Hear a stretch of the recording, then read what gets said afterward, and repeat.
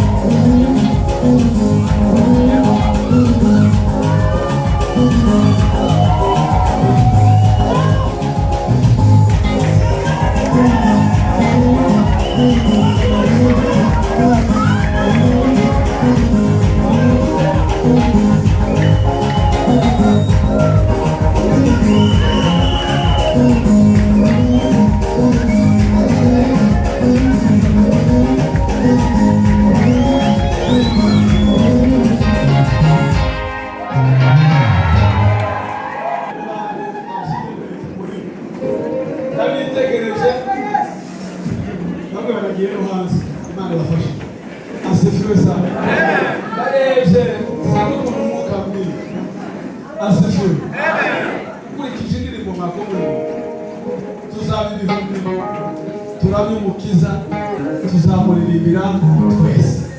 Uri Imana ikiranuka.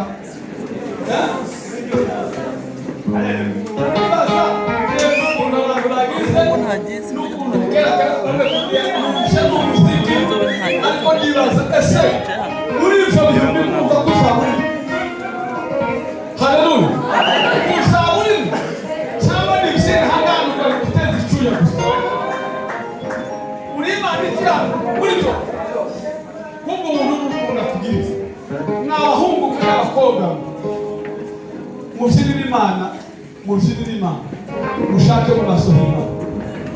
Mureke gushaka ibyina hangaha gusa, mureke gushaka mu maso y'Imana.